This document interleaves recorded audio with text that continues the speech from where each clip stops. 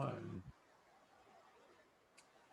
Well, hello again, everybody. This is Rich Eisen, and you are at the open mic where every week or so I sit down with a successful author who talks to me about their work and how they do what they do in the publishing industry and the process of writing, et cetera, et cetera.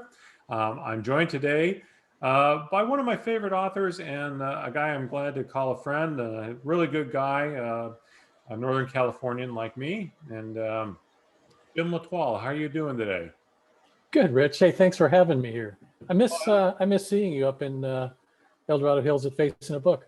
I know the doggone pandemic has robbed us all of many things, but one of them has certainly been our gatherings where, we just have a chance to sit around and talk about writing and talk about the process and the business. And anyway, but in a way, it's what got me started doing this version of the open mic is a chance to connect on a level that's kind of human, something like that. So anyway, Jim's one of my favorite authors, like I say, and your background, which I'll get into a little bit here. You are a crime fiction author, predominantly crime fiction. We're going to talk about a lot about your work. You've got your new book there in the background, Black Label. Let's start out there. Tell me about the new book. Well, Black Label, it's a little bit of a break for me from traditional police procedural books. The last couple that I've had out, At What Cost and Bury the Past, were strictly procedurals. This is more of a crime fiction thriller. The main character in it is not a cop. Black Label features Jillian Cooper. Jillian is a pharmaceutical executive in San Francisco. And she wakes up in a strange apartment, doesn't know how she got there, can't remember anything from the last 2 days. And all of a sudden she starts seeing these clues that tells her she killed somebody. And it turns out to be her boss. And she really doesn't know if she did it or not. So she's on the run from the police. She's on the run from the pharmaceutical industry. And so we kind of bring in some of the issues about big pharma and counterfeit drugs and that kind of thing. So it ended up being a kind of a timely book because we're talking about, fake pharmaceuticals and what do we really know that's in those vaccines that we take and that kind of thing. Didn't mean to have that happen at the heels of the pandemic, but timing kind of worked out on this in terms of the topic. Wow, yeah. Sometimes it's better to be lucky than, I won't say good. Yeah, good. I'll take it. I'll take it. And, having plans, because you know how it is in this thing. If you're trying to chase a trend, you're going to be 2 years behind it regardless. So, was there an inspiration of any kind for this, or is it one of those things that's been noodling around your head for a while? This one has been kind of spinning around in the head for a while. I think the first kernel of an idea probably was about 3 or 4 years ago at the Book Passage Mystery Writers Conference. I was a faculty member, and a bunch of us were sitting around talking afterwards and saying, what are some of the big things that motivate your characters? And it kind of was a universal thing around the table that fear.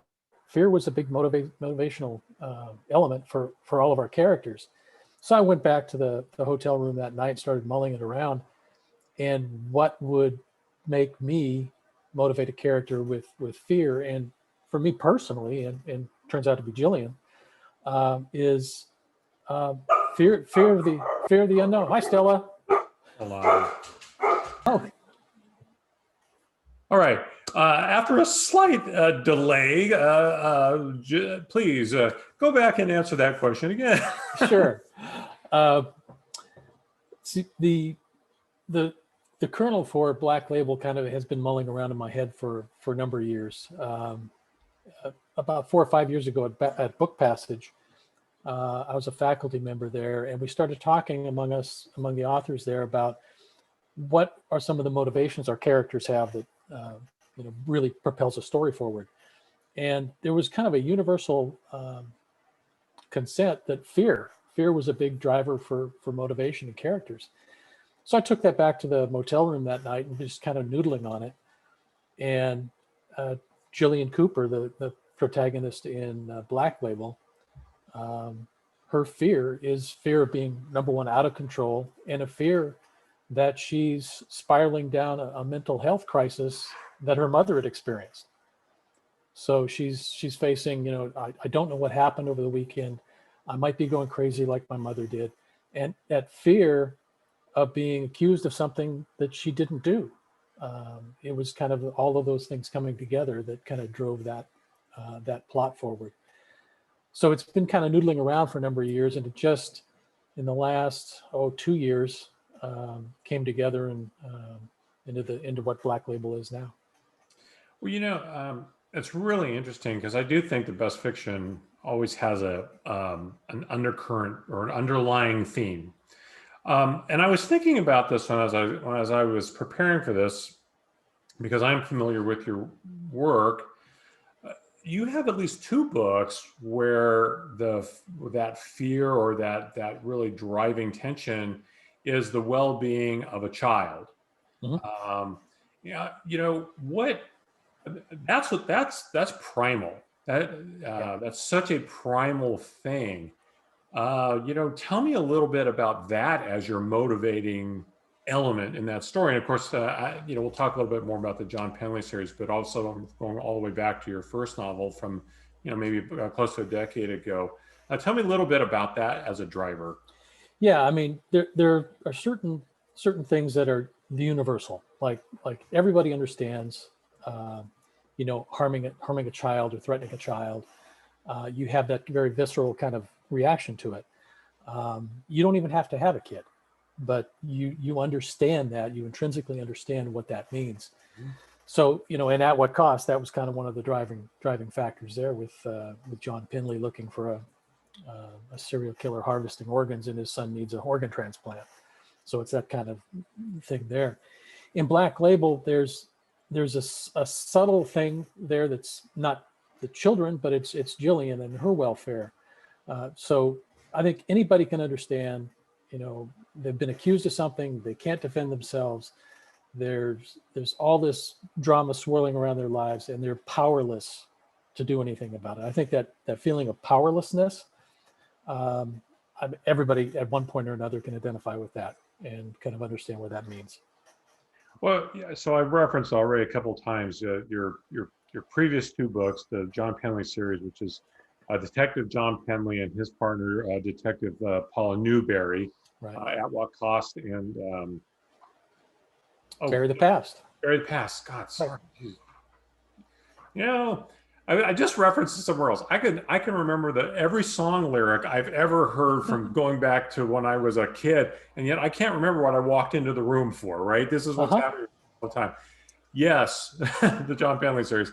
You have two of those books. Do you anticipate doing any more, or have those run their course for you? I think that series has run its course. That publisher is kind of on to other genres now. But I do have a new series coming out next summer. It's a procedural, and it's set in the Arizona desert. So there's something new to look forward to there for next year. Oh yeah, that sounds really interesting. Lots of rich story environment there. And you've been really busy for the last few years writing a lot of short stories for a lot of different anthologies. How does your approach change when you write short stories? Is it, for all the obvious reasons, shorter, compact, all that kind of thing, but you've covered a lot of ground in those stories. How does your approach change to storytelling in that compacted format? It's kind of helped me, helped me with the longer form, because I've been able to kind of play with different things in short stories, different points of view. I'm not really a first person point of view writer in my novels. I prefer third person because to me, it's more cinematic. You can kind of back away and just see what the characters are seeing. But I've been able to play with like first person point of view in a story. And that working through that recently has helped me kind of flesh out a novel that I'm playing with. More of a speculative fiction kind of piece rather than straight procedural, but it's helpful that way to play with that with the short form. it's also kind of fun to just take little scenes, because basically you can't do, this entire groundswell of background and texturing that you have in a novel. It's got to be, light the fuse and get out of the way with a short story. That's been kind of a learning curve for me, as each short story I do has kind of been, I think it's getting better. Hopefully it's getting better, but yeah, if I've been fortunate to have some stories placed in the last couple of years. Yeah, well, we've mentioned serial killers here too. Um, you were working on a book, a nonfiction book about serial killers, weren't you? Yeah, I've been playing with that. It's kind of on the side burner right now, but yeah, we've been taking a look at Sacramento's serial killers. We've we've got a claim to fame in Sacramento, and Davis. It kind of spills over to your neighborhood. Yes, yes. 15% of the nation's serial killers have ties in Sacramento.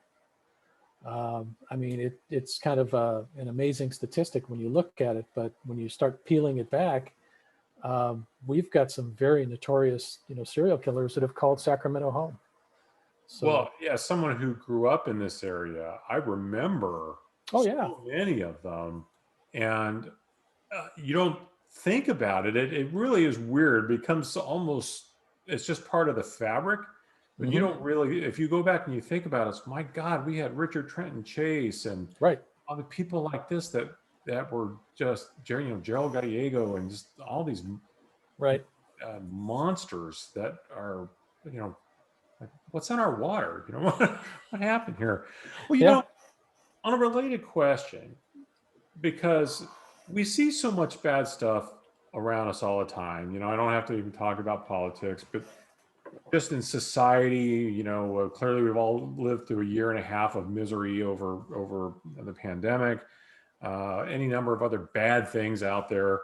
And yet readers cannot seem to get enough of crime fiction, noir, true crime. Oh my God, that's what actually scares me, is the true right. crime. And we absolutely have a fascination with serial killers.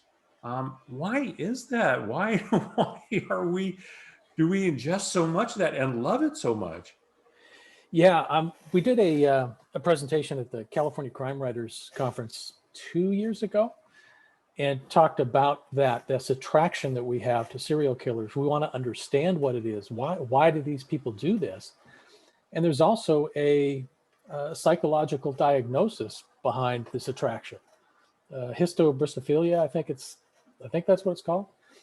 But it's this draw, particularly for women, be drawn to male serial killers, Mm-hmm. especially the ones that have been convicted, because Right. it's a safe relationship. They can't get out to hurt them, so it's kind of like this pattern that particularly women that have been victims of domestic violence in the past, they don't want to be victimized again, but yet this is a safer relationship that they can have with this notorious guy. It really is difficult for me to grasp that sometimes. And, um, Richard Ramirez, and I think of all the famous, murderers in prison and how they just get flooded with, proposals of marriage, Yeah. and so many of them get married, to somebody on the outside, and it is very difficult for me to understand. I don't think I'll ever understand it. I didn't realize there was a name for it though. Yeah, yeah, it's bizarre. I remember when I was at working at Folsom, we had a number of notorious cases there. Like Angelo Bono is the Hillside Strangler. Um, the persona that he projected, before he was arrested and going through trial and all that kind of stuff, to what he was in prison, I think was totally different.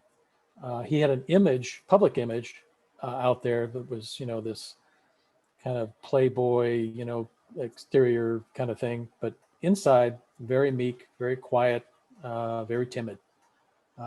He was my tier tender there, and I spent a lot of time with him, but just very kind of quiet, meek guy.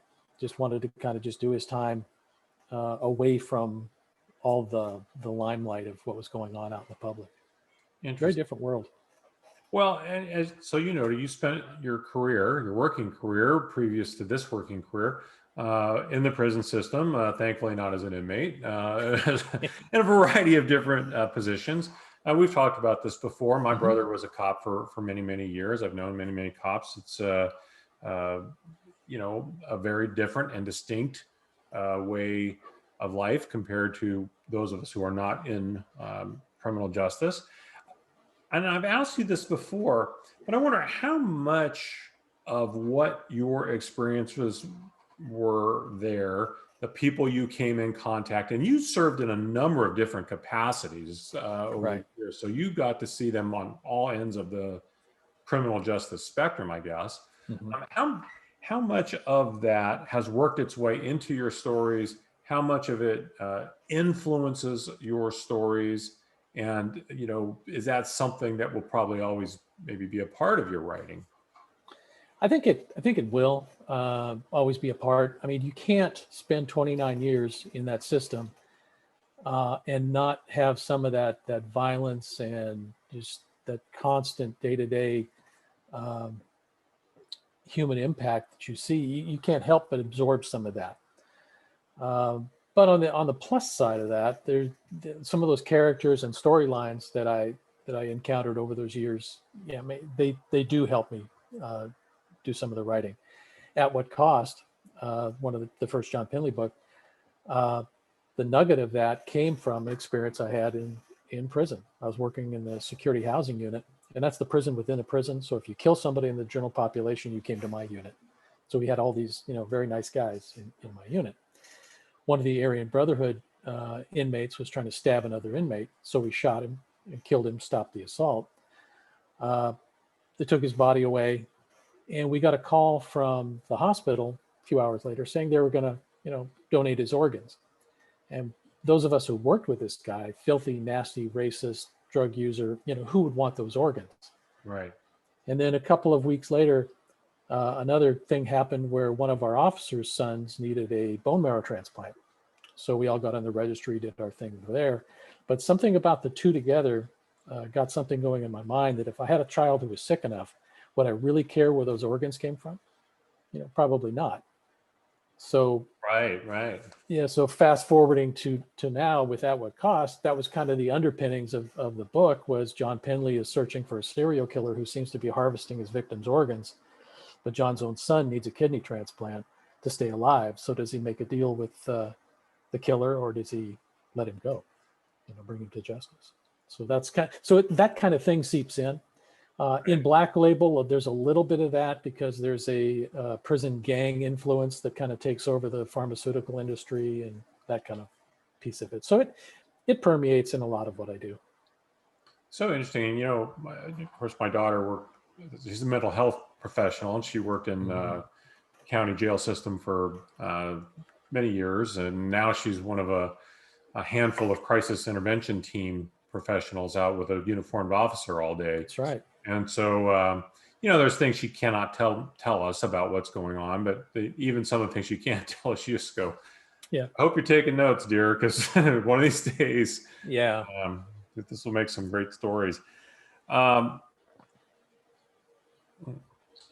I know I was going to ask you too, because we've talked about this a little bit too, but it's been a while. So I think maybe we'll see how this has changed, because I know any writer, when they get started, especially if they're writing genre fiction, there's an awful lot of convention to whatever the genre is that must be adhered to if you want to have success in that genre, right? There's rules to the game to some extent, right. And if you get some success, you can start to gradually break those rules but when you're trying to break in, there's a lot of that where you have to do it. And you told me it took you a while to learn those ins and outs, and to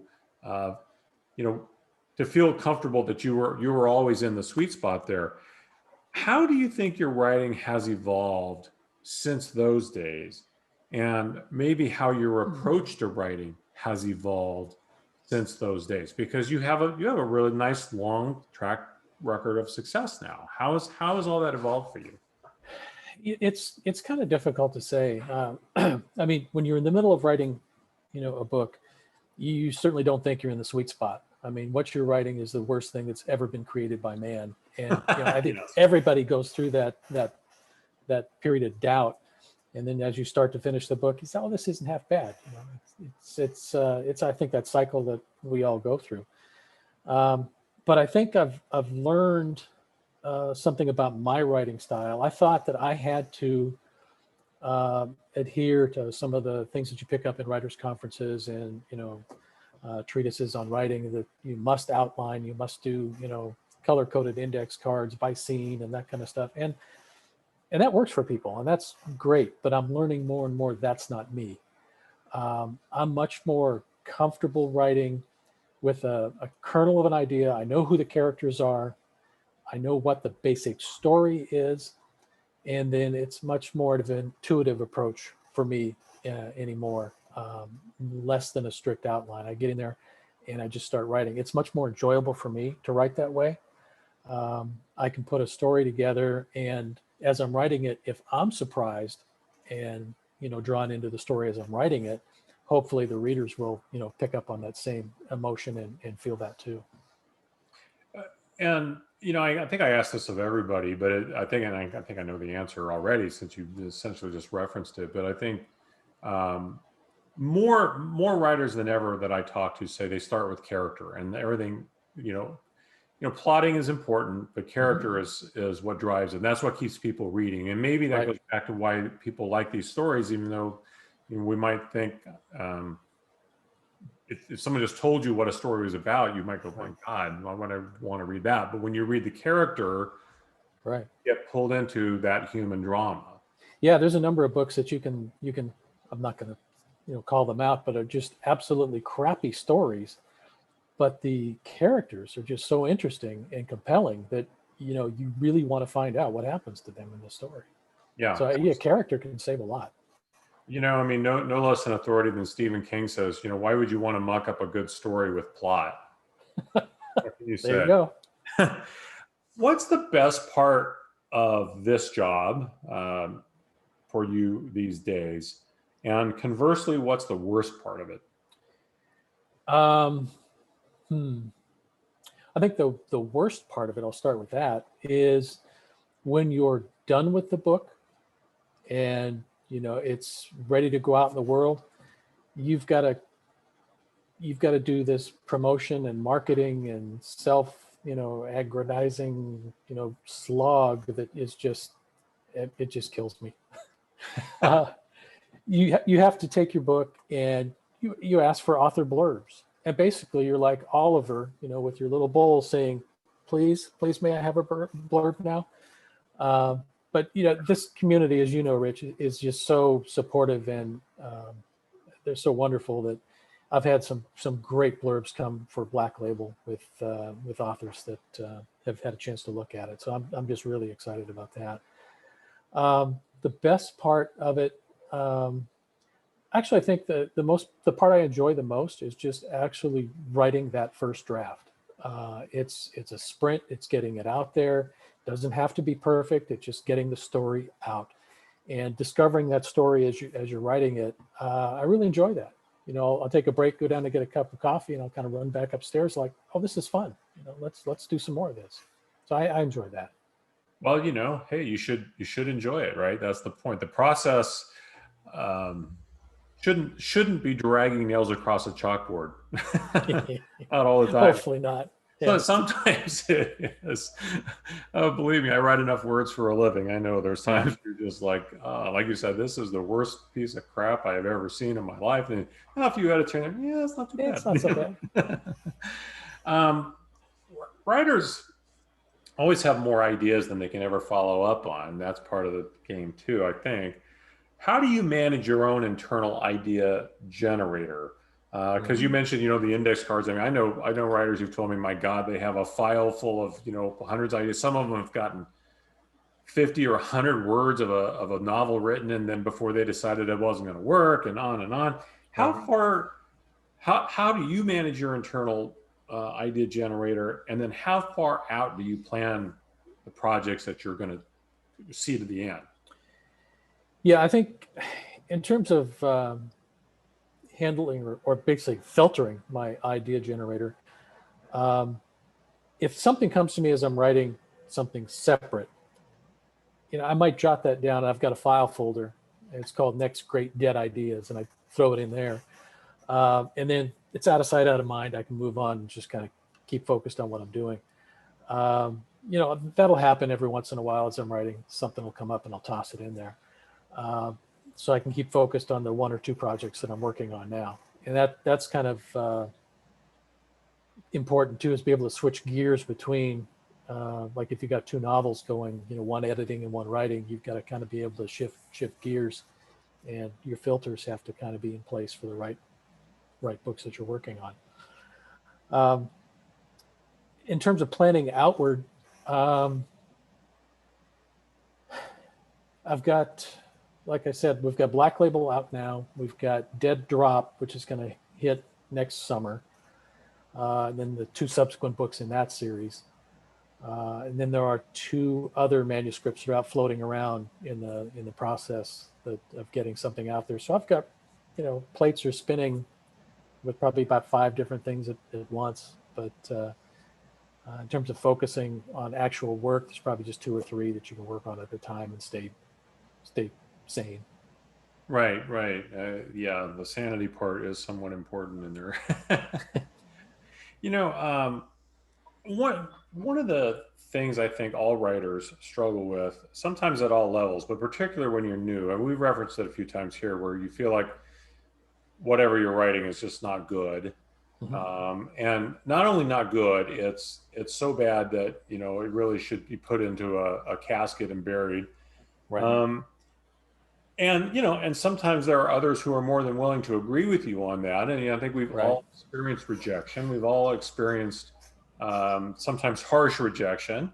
We've all been parts of critique groups, and sometimes they're extremely good, and sometimes it only takes one person who doesn't really understand the value of those to make you feel like Right. you really ought to go dig ditches for a living or something.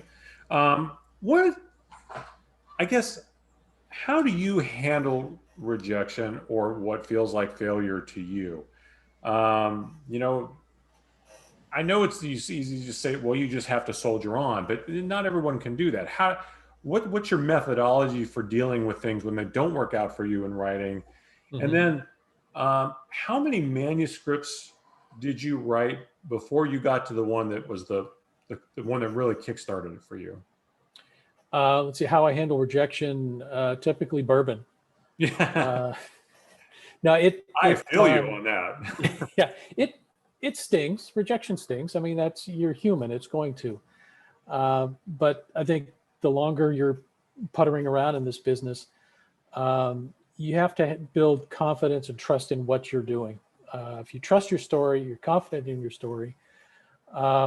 It's just a matter of finding the right place, time, and people to market it with.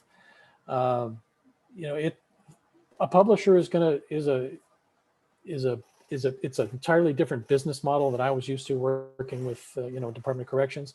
So I've had to learn this new business animal, and it's just that it's a business. A publisher could be looking at changing, the way they market books, or what they're changing from thrillers to cozies, and you're just not part of that equation.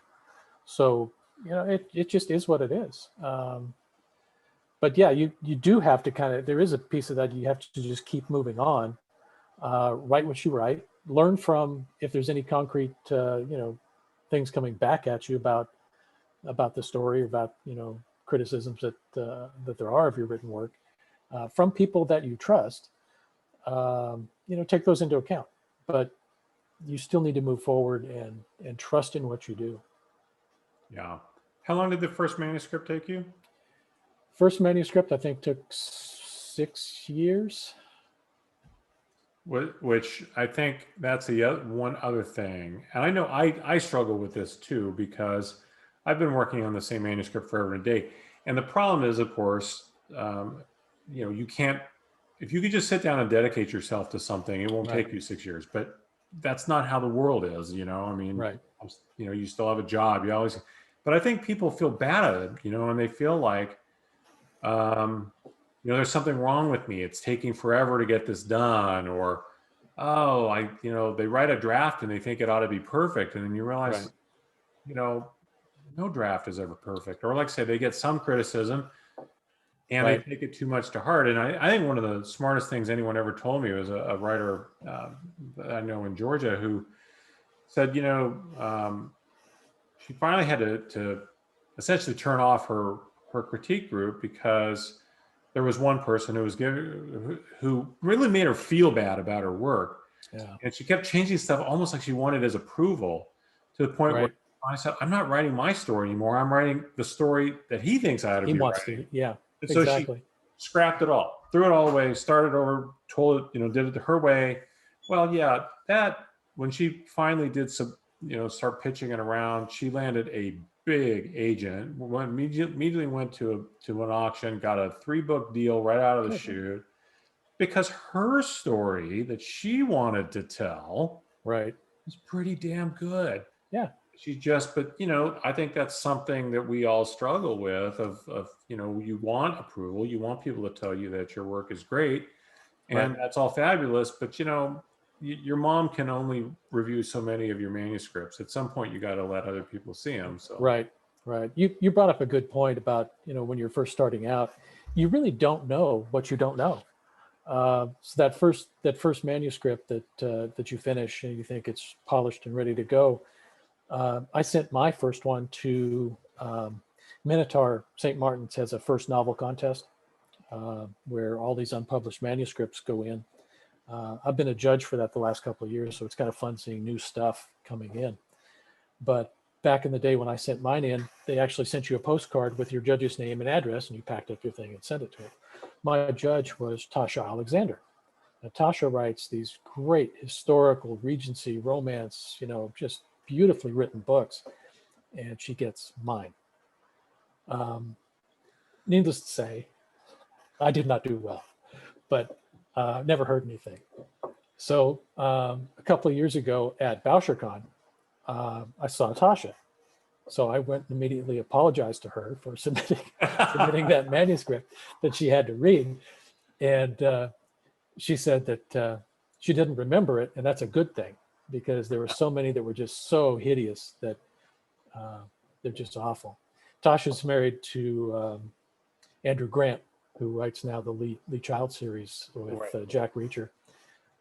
And Andrew gave me a great blurb for At What Cost when that came out. So it's I think I've smoothed over the rough edges on that early submission. So yeah, you don't know what you don't know. So you just have to keep working and learning.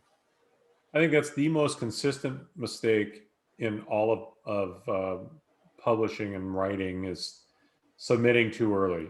Everybody thinks their work is ready to start pitching to agents. And as your agent, Liz Kroc, details in her great book, her writer's checklist book, nobody's work is ready when you think it is. It's probably 4 or 5 steps at least from being ready at that point, because we just want it so bad. Everybody wants it so bad, and patience is not most people's strong suit. So that's right.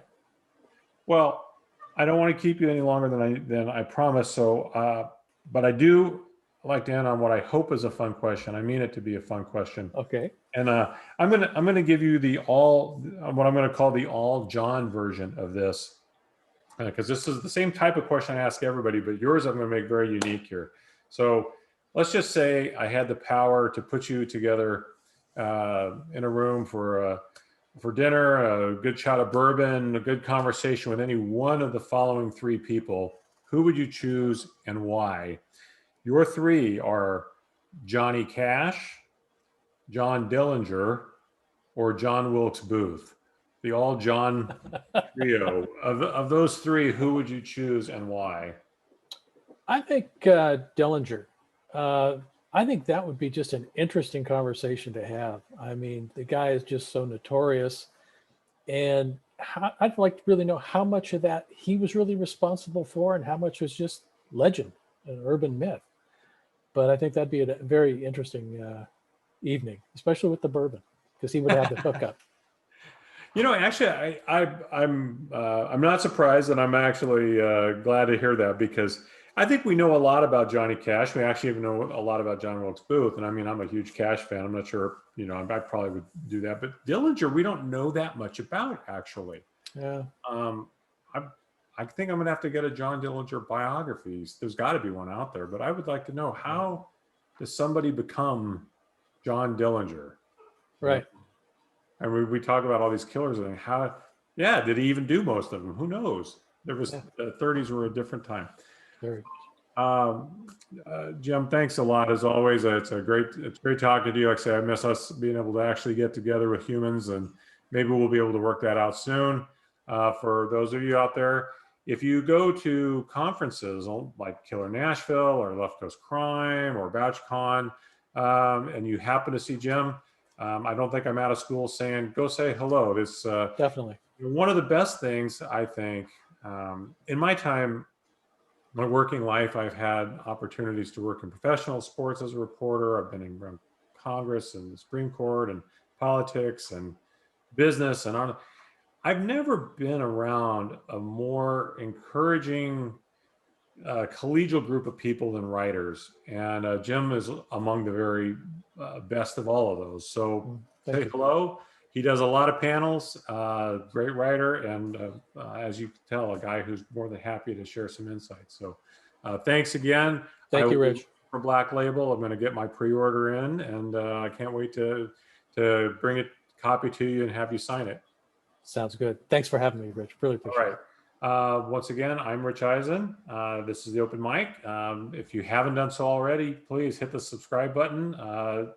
I don't know why anyone would go pay for one of those master classes when you can just tune into my channel, man. I'm bringing you a lot of great folks all the time. So until next time, we will see you later on the Open Mic.